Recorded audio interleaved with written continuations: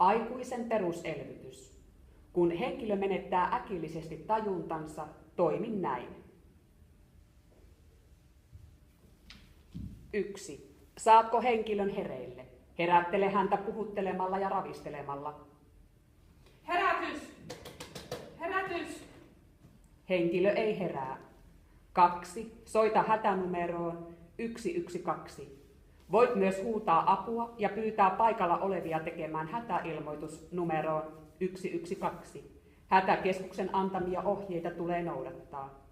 Aseta tämän jälkeen autettava selälleen ja selvitä, hengittääkö hän normaalisti.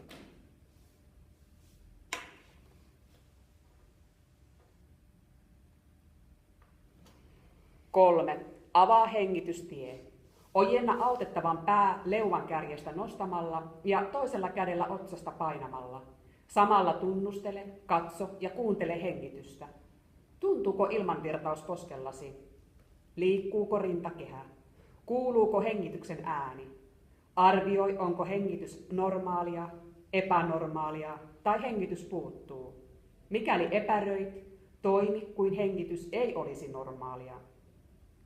Hengitys ei ole normaalia tai se puuttuu. Nouda defibrillaattori, jos olet yksin, tai pyydä toista henkilöä tekemään se.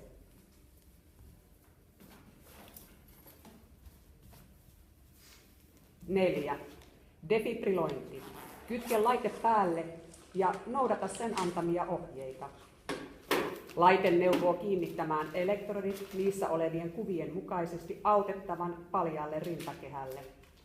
Tämän jälkeen kiinnitetään elektrodien johto laitteeseen, ellei se ole jo kiinni. Laite analysoi rytmin, jonka jälkeen se joko suosittelee iskua tai ei suosittele iskua. Tämän jälkeen laite neuvoo aloittamaan tarvittaessa painelupuhalluselvytyksen.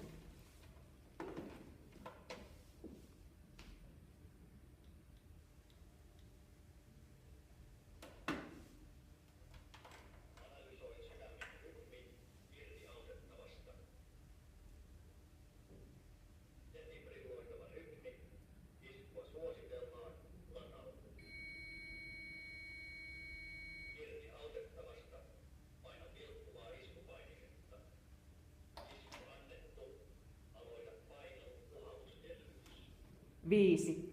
Aloita paineluelvytys. Aseta kämmenesi keskelle autettavan rintalastaa ja toinen kätesi rintalastalla olevan käden päälle. Sormet ovat limittäin. Paina suorin käsivarsin kohti suoraan alaspäin 30 kertaa siten, että rintalasta painuu 5-6 senttimetriä. Anna rintakehan palautua paineluiden välissä. Keskimääräinen painelutiheys on 100 kertaa minuutissa, eikä ylitä 120 kertaa minuutissa. Laske painelut ääneen.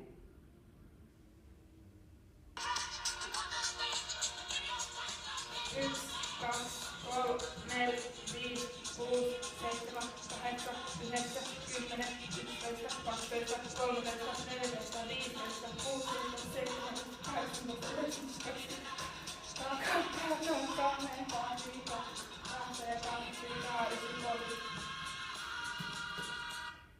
6. Puhalla 2 kertaa. Avaa hengitystie. Aseta suusi tiiviisti autettavan suun päälle ja sulje sormillasi hänen sieraimensa.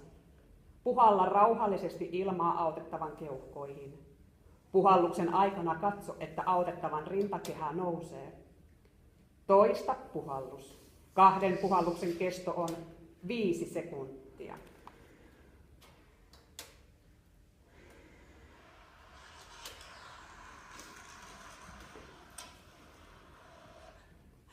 7. Jatka elvytystä 2 minuuttia tauotta rytmillä 30/2, kunnes laite neuvoo muuta. Autettava herää, liikkuu, avaa silmänsä ja hengittää normaalisti, tai ammattihenkilöt antavat luvan lopettaa.